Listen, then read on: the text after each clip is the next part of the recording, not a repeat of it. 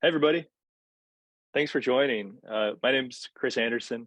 I'm with Web3 Storage. I'm going to be talking you through these new APIs that will give you the ability to write apps that use IPFS, the peer-to-peer file sharing network, to distribute videos, images, application assets, whatever you need.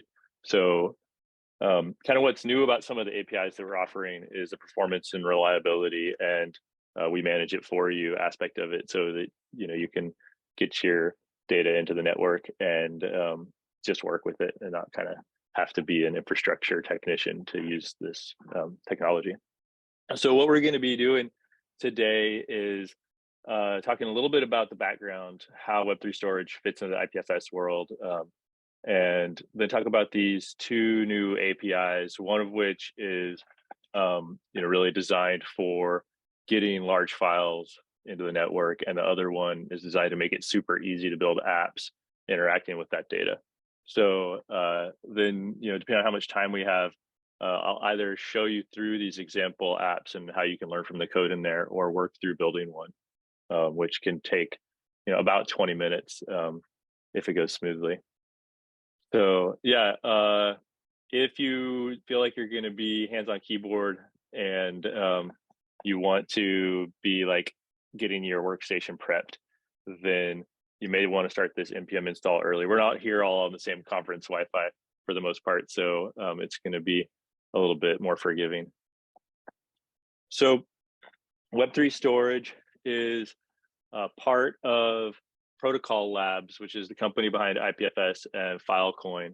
We're going independent, sort of as we speak, and building the kind of APIs that we want to see ourselves as developers for apps on top of these protocols. So why does the world need another storage vendor? The existing ones are all centralized, and anytime you code against centralized APIs, you end up bringing in all these I guess compromises to your application. You're going to have the data has to be in a particular location. You have to have centralized access control, log in vendors, log in with Facebook, log in with Google, or users have to manage passwords and all that. So centralization leads to some user experience compromises and things that we think we can just do better. So rather than having the data on the wrong side of the world, we put it all in the content delivery network, et cetera, et cetera. So I'll talk a little bit about that. The Web3 storage data layer is the easiest way to get data on the decentralized web, so that you can write apps with more flexibility in architectures that are available to you. This means that you're not dependent on centralized cloud providers, and you get kind of the benefits of multi-cloud without even having to think about cloud. These protocols that we use are all open protocols, and that means that we're not the only game in town as far as if you wanted to take your business elsewhere. We're kind of driving a lot of the innovation, but we're building this stuff in a way so that the addresses are all universal, and you can move your application without too much churn. So I'll be focusing on the upload side of it, W3 up, and that's the stuff that's kind of boxed in white here, the storage APIs. But we will also interact a little bit with W3 Link, which is the content delivery network, where your images and videos will be, hosted near the user. And then I might mention W3 name a little bit, although we don't use it in these demos. It's like what you would use to keep a feed of the latest update of your stuff. So if you had, a channel where you're posting new videos, then the W3 name might point to the HTML for that channel. So we've been growing, and we think that this is because of more than NFTs, although NFTs are a really clear way to understand the value proposition of what we bring to the table. Like, users like NFTs because they feel like they own them, and that's for a lot of reasons. One of the reasons is that the data is hosted on networks like this, where it's no matter who you ask for that content identifier, you're going to get the valid data, you can validate it based on the content identifier. So that makes these ideal links to put into blockchains for any kind of asset that's being tracked on a blockchain. But blockchain is just one reason to track assets. So anybody who's doing any kind of verifiable data is moving to models like this, where you can, if you have a link to some data, know when you get that data from somebody who hands it to you that it's the right stuff. So that's useful for, more than NFTs. There's folks using it for video evidence in things as serious as war crimes, and there's folks who are seeing the value that it can have for all kinds of data collection, anything that can offer like a signed output, whether that's a camera or sensor array or anything, so that we can take data provenance all the way back to its source and have higher quality data. So that's driving, I think, a lot of this acceleration and growth recently. I talked about open protocols. The open protocols that we're built on are IPFS, which if folks aren't familiar with it, it's like in the same part of the stack as HTTP. So you're always doing HTTPS, whatever. IPFS is just another way to exchange data among computers. And what's unique about it is that it uses content addresses.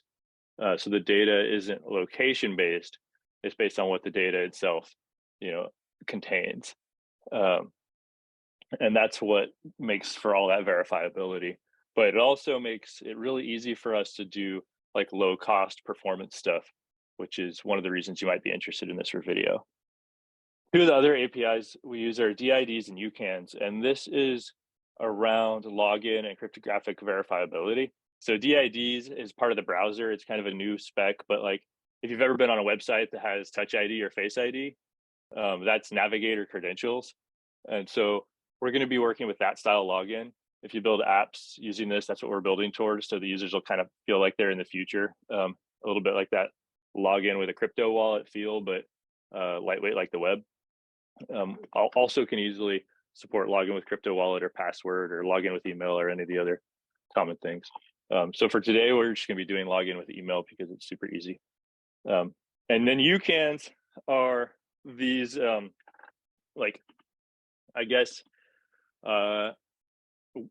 ways that you can call remote services to do stuff for you. So it's pretty broad, but it's essentially like if I said, hey, Web3 storage, store this, I'm JChris, I have account XYZ, all that's cryptographically verifiable. And it enables some things where you can, for instance, store into somebody else's account because they granted you access. And this can allow for like interesting business models. Like let's say you had a video collection with a website that wanted to sponsor people uploading their fan videos. And so you could write code that really easily makes it so they have that same cryptographic verifiability experience. It's like rooted in their actual identity that that's their video, but you could pay the bill for the upload to make it easy for them. So we'll look at how that stuff works in a minute. But again, a little bit about like what this unlocks. I think it's bigger than just making it easy to use these APIs. There's a lot of other vendors that are getting into the UCAN spec, and that's because it has these cool properties. I mentioned earlier multi-cloud. I think this is a little bit like kind of beyond my multi-cloud really. The CIDs that I talked about, where you look up the data by its content, what that means in practice is that you can just kind of shout to the network, hey, I'm looking for ABC, and whoever gives it back to you first, that they win. Because you can verify it, so you don't have to trust them. You can just tell because it's the right thing. That means that you can get faster performance than with like Web 2 data, but also you can write your code not having to stress about where the data is, because you can move the code or the data kind of like in advance of running it. Or if you've got the data in a particular data center, you can run the code in that data center and get more, kind of more efficiency without having to, as a developer, think about those things. So the cloud kind of goes away as one of your problems, and you just write code that talks to data. So that's why we call it data anywhere. And then we call it, so like the metaphor of the cathedral and the bazaar is that, like, you know, new technologies sometimes start out like a mainframe as a cathedral with like a bunch of people that have to maintain it and all that, and then over time they get democratized, and then a bazaar like pops up outside the cathedral where people offer the same thing but like with radically different perspectives and more diversity of, you know, options and what they're using the tech for. And so we think that UCANs mean that anyone can offer these services. So like in the video world, maybe that's a transcode or transcription or auto tagging based on like a classifier, what's in the scene, or the color scheme of the video or whatever. So people could write these different modules, and you can give them the content address of your video, and they can give you back like that time-stamped list of all the times that it was, you know, aerial shot of trees or whatever. And right now, that kind of functionality gets done in the cathedral, but with UCANs, a dev shop that just knew how to write the kind of image recognition code could pretty easily plug onto the rails and, you know, not have to worry too hard about what it takes to manage payment and business agreement infrastructure and all the other stuff that it takes to, you know, get in that world. So hopefully that's like a preview of some of the changes coming. And now we'll get into the code a little more. So the W3 up API is the more basic low-level API that then the W3UI is going to work with. And this is going to be the first part where if you're like hands-on keyboard at home, then you might want to play along.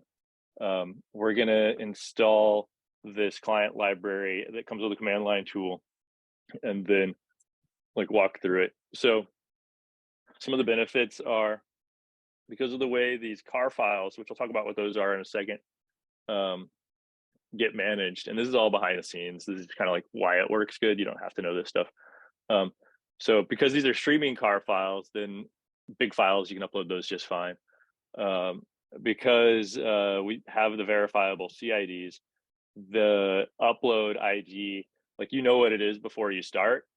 And that means like when you go to fetch it later and it comes back, you don't have to worry in the back of your mind that like something about your video got corrupted or whatever. If you can fetch it, it means that it's the same data you sent. Excuse me. And delegation, again, is new in this API, and that's the thing that we'll look into, where it allows you to like set up business models. Like, you know, the easiest one being, say you had a video upload site, you could have the users pay for their own user accounts, and then your video upload site could be free to run, basically. So we'll talk through all those things. I guess now is the time to do this. If you run these commands, and I'll leave them up on there long enough for you to see them, especially just get the spelling right on the first one, then you'll be to the point where you can start uploading data and using those URLs to put images or videos on the CDN.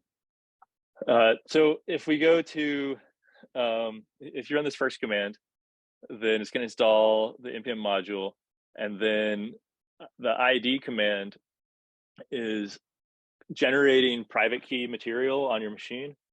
And so each ID in the W3 up world is its own public private key pair. That's the base of the UCAN invocations.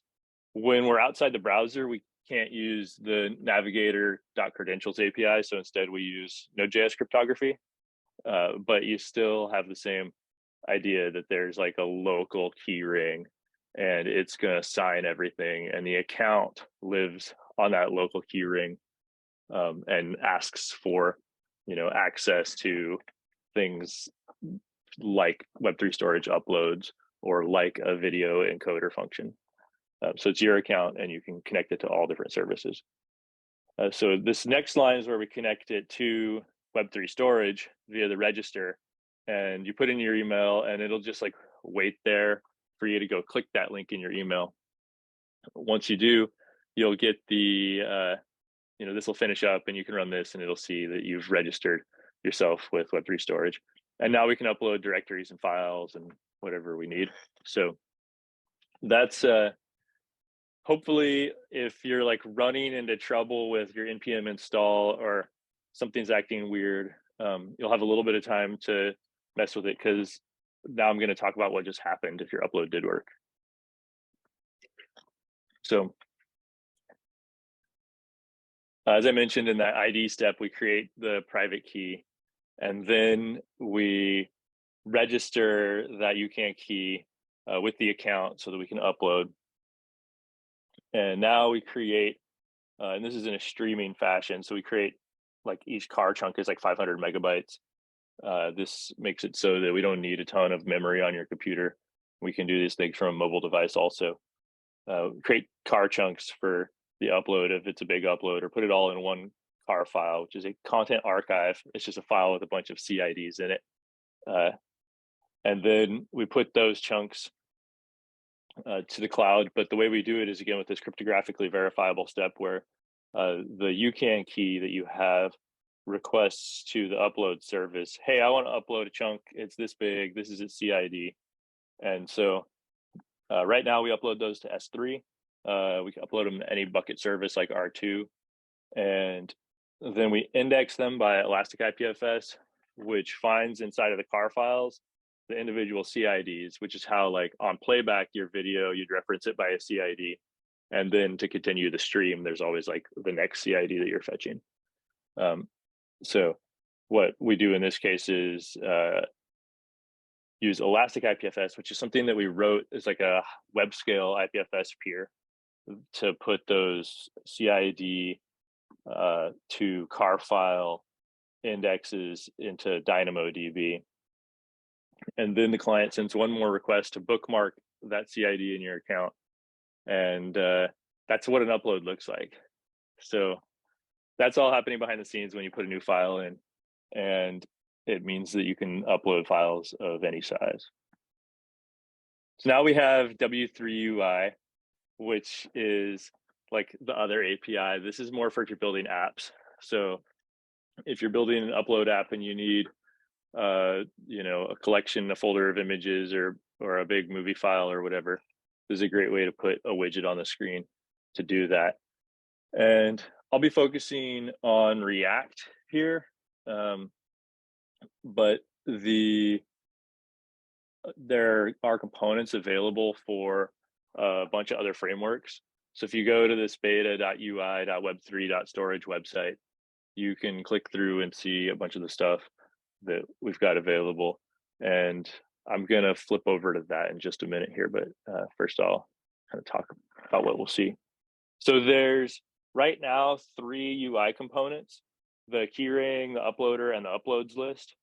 And they are headless at the core and then wrapped for React or Vue or whatever.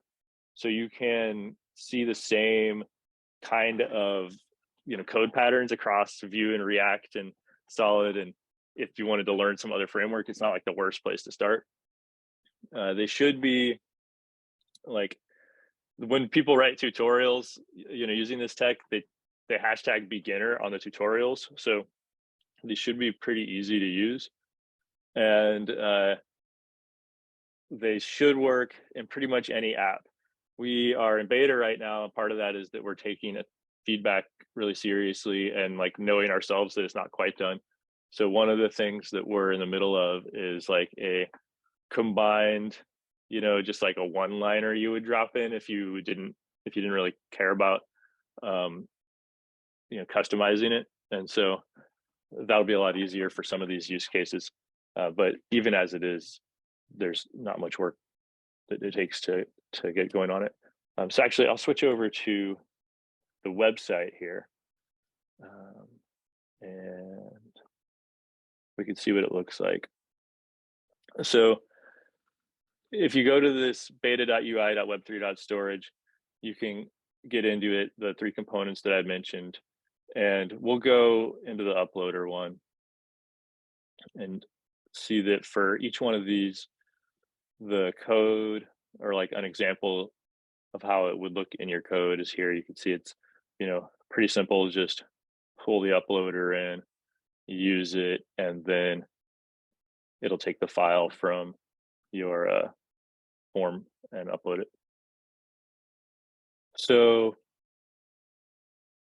what's cool is that if we go view it on the code sandbox, and this takes a second, so I'm actually going to come over here where it's already loaded up, then we can see a full app that's running with the providers, and then like in here, and we're going to go mess with this app in the second half, and turn it into one that deals with photos instead of with files. So if we, and if you go to this website, you'll do the part which you'll probably see me do again in a minute here, where you put in your email address and register a new account. But once you get to this, you could choose a file, and I'll put one of these images up here.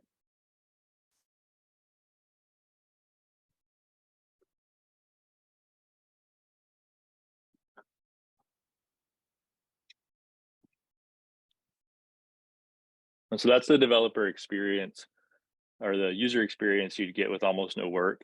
Part of the reason we put this site together is so you can go show that to your team without having to, do like a proof of concept thing.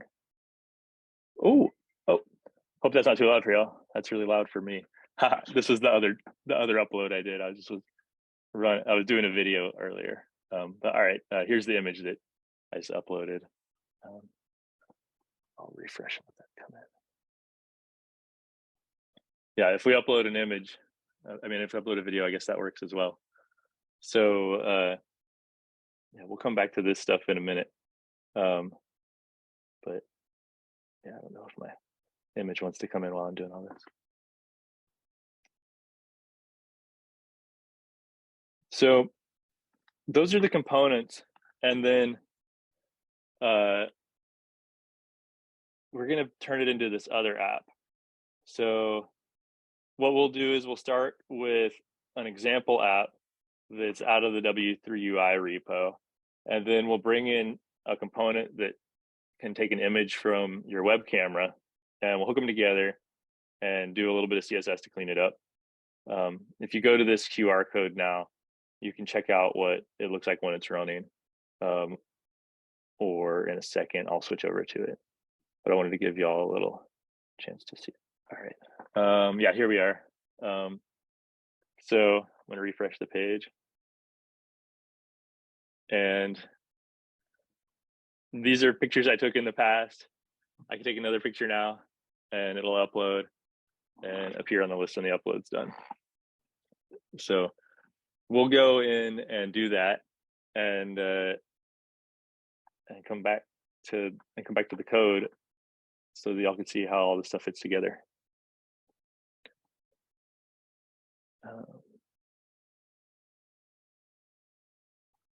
So here's the code of when it's done, and the main action is in app.js and the content page. And I'm just gonna a quick tour of this, and then we'll go put it together. So here's like some business that is kind of Stack Overflow copy and paste, turn a base64 URL into a file object. Here's all the state. There's that uploader we saw before. Here's using it. Here's where we put the camera in. And then here's where we display all those images using this little component. So yeah, if this is your first time seeing React, I'll just say it's kind of neat that this is just a function that now shows up with angle brackets over here. And yeah, it makes it pretty easy to work with. So over here, I have the example code. This is in the W3UI repo. So it's got, a bunch of basically like the app that we saw here, essentially. And so if I take this app, and I'm going to make a copy of it.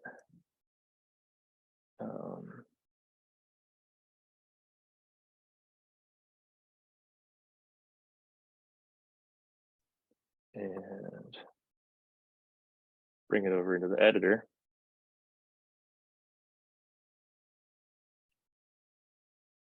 And run my npm install.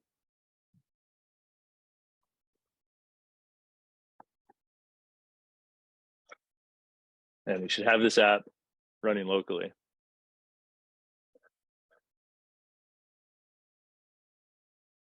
So this is going to be familiar from the website we saw over there. We've got the app.js, which wraps everything in these providers. And we've got the content page that handles all the uploads. And we'll make some changes in here to remove most of the error handling. We handle the error with just a little string output in the image app, and to switch it over to use the camera. Let's see. First, I'm going to run what we have here.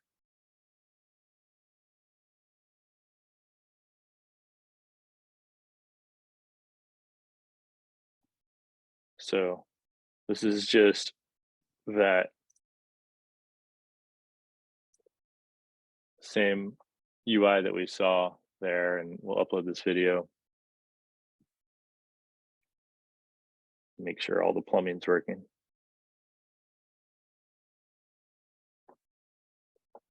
And then, yeah, okay, good, that worked. While that's happening, just gonna find myself. Yeah.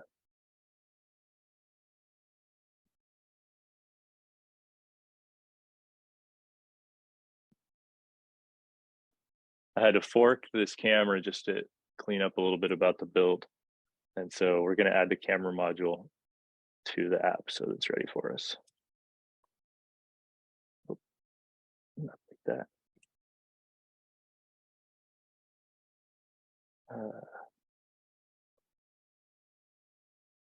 This one.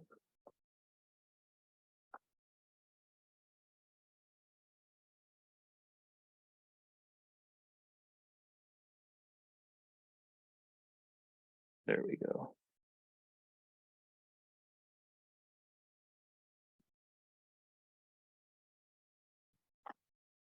NPM is always the part that, I guess, like that's what Stack Overflow has, that cartoon with the, you got to practice your fencing while you're waiting for the build, ideally on a rolling chair. Okay, yeah. Now that we are getting this module in place, I'm going to bring over some of the boilerplate. So I'm switching back to the one that's already done, and I'm going to grab the camera and bring it in.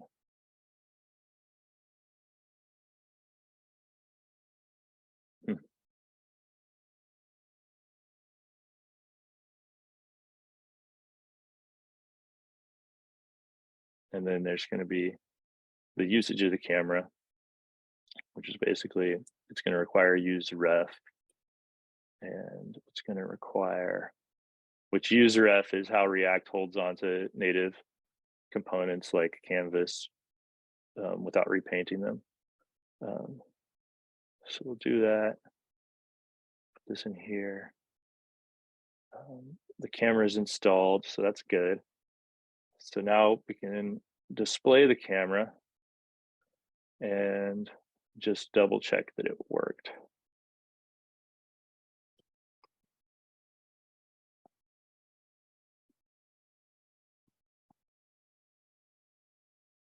All right, that worked.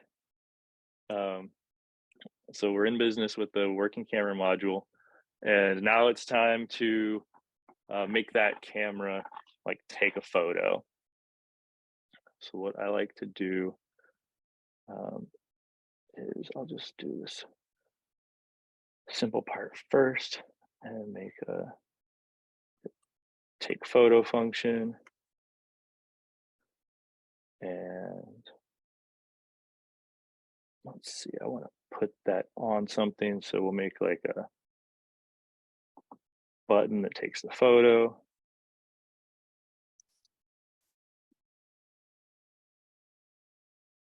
And then the fun part is to display the photos we take. So I'm bringing in this that shows up as basically a list item inside of a UL HTML. And I guess at this point, may as well clear out all this error handling we're not going to use. And, oh, that's a lot to clear out. I'll do that in a second. Yeah. All right, I'm leaving the error handling in for now because I just want to make a tiny change.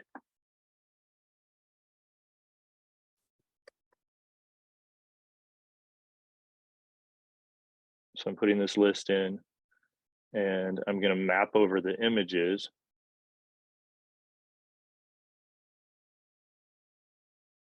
And for each image, I'm going to display it. So I need images in the state. That's just going to be an empty array to start with. And when I get a new image,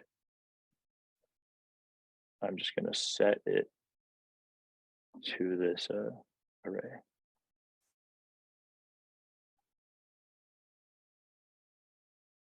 And I'm not doing any Web3 storage stuff yet. I'm just kind of finishing wiring up the camera.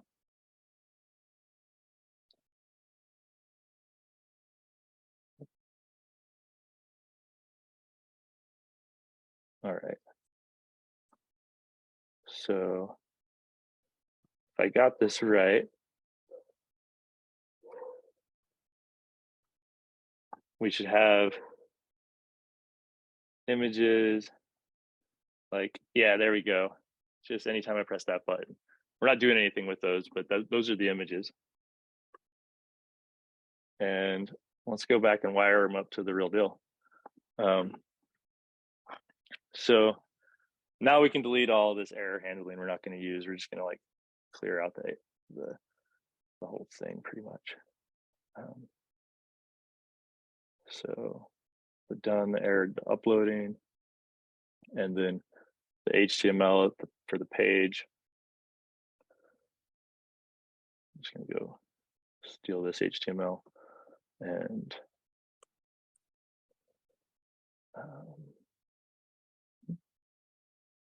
changes error handling. Instead of all those error handling HTMLs, I'm just checking on the status of the upload and printing it out. So yeah, that's all right. We have some warnings, but no errors. And we're still not uploading. And if I keep going, it's going to get awkward. So I'm going to fix the CSS thing first. That's better. All right. And now I'll go in and wire up some other remaining stuff.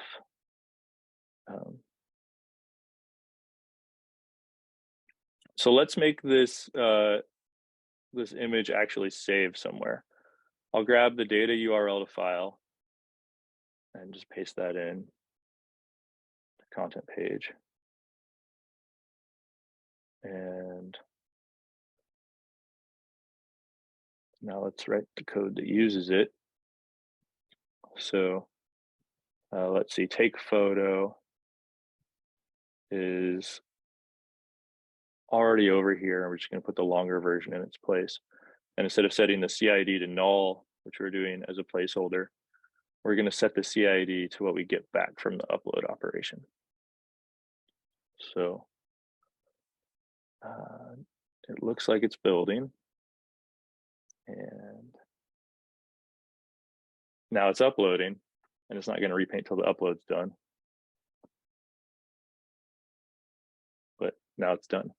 So what we're not doing yet, if I refresh the page, is we're not displaying any of the photos that got saved. It's just an empty list when we start out. So let's display those. And that's the part where we end up installing another module. We need the upload list module from the already written one. And I'll npm install that. And then we need to do this with it on the app.js page before we forget. One of the problems with providers in React for me is I sometimes forget to put them at the root of the app. So let's not forget to do that. We go to app.js, here's our app.js calls content page, and around it, we're going to put this, excuse me, we're going to import this, and then we're going to use this uploads list provider and wrap it around the other code. So over here in the content page, we can use the uploads list module in a hook. So now we've got everything kind of like wired up. We've got our modules in place, and it's time to actually invoke this hook and have the list of uploads appear in our HTML output. So when we do the uploads hook, it's going to give us, let's see, a bunch of things back. In this app, aren't going to try and reload the list. We'll just reload the page for that. And we're not expecting any errors. We're not really going to use the loading state for anything. So we're just going to use this list data. And what we do with it, going back to the other app to grab the code, is make sure that when it's not there yet, we treat it as an empty array. And then otherwise, we're just going to iterate over it in the HTML. So I'm going to clean up my list data, and then I'm going to get this HTML here. And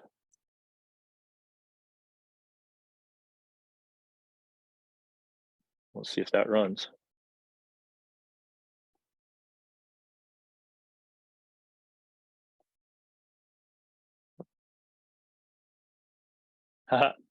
Cool, there's a bunch of my uploads from when I was testing this the other day. So yeah, I guess it does run. So yeah, that's about what it takes to turn one of these file upload apps into into an image upload app and wire it up to the camera. There's of course like much more you could do, improve the style and whatever. Let's see, I kind of want to just let y'all know, since it's the video world, that Livepeer has this cool player that can play stuff from a CID.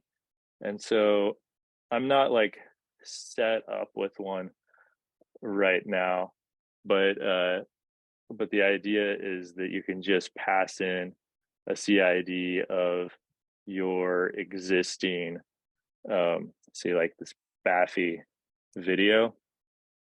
And so if the encoding is like not optimized for the experience, right? Like I could take this video animation and put it into the player to, optimize it for the end user experience.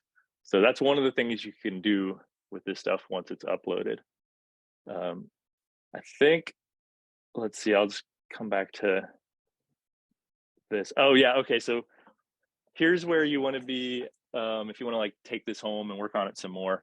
The thing we just did is over here on the left-hand side. And the other thing you can do if you want to do back-end hacking is on the right-hand side, or on the left-hand side over here. The Node.js stuff is about how you can set up different payment relationships. So you can grant other people access to upload into your account, essentially, with a Lambda, like just a single function, and a private key that signs UCANs. So in practice, like let's say you have an existing app that users are already logged into, then this would just mean you put an API endpoint in your app that gives those users a UCAN token with an expiration date that is their upload session. And so it makes it real easy to attach upload capability to your existing user sessions. So that's what's happening on the left-hand side here. And then on the right-hand side, the website is the stuff that we just did. So yeah, screenshot this if you're at home and you want to keep going. And oh yeah, I think there's more ways to get like in touch with the team. So feel free to hang out if you're working on this. And if anybody's got any questions, I'm happy to answer them. Thank you, Chris. That was super interesting. We have 5 minutes for questions. So anyone, feel free to drop them in the chat or unmute yourself and ask it live. Just while people are formulating their questions, my one would be, what are your top tips for using this technology for the first time? So if you're, I guess I would start from that beta website and the code sandbox that I showed. And that holds whether you're new to React, new to front-end programming, like an expert, kind of like no matter what your skill level is. One of the things that we set out to do when we built this is make it so that it would be appropriate for beginners, because, you know, people who want to do stuff like upload their creations, like you shouldn't have to spend years learning how to program to make a little site to do that. Awesome, thank you. Anybody else? Put your questions in the chat. So yeah, I'll give a little bit of background. If you're going to go hands-on with this, if you want to get deeper, everything I just shared is our beta API. And if you go on to the Web3 storage website, like all that stuff is the old API. If you go on to the blog on the website, all that stuff is the beta API. So just hang out on the blog and you won't get misled with the old stuff. Or, you know, stick to the resources that are linked from this presentation.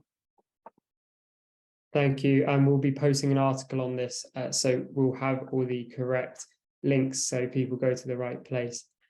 If there are no more questions, I think we will wrap things up 3 minutes early. So I'd just like to say thank you, Chris, for your time and for the great workshop. And we really appreciate you coming in. Cheers. Yeah, thanks, everybody. Awesome. Well, have a great rest of your day. And we'll see you guys in the next workshop next week. So goodbye.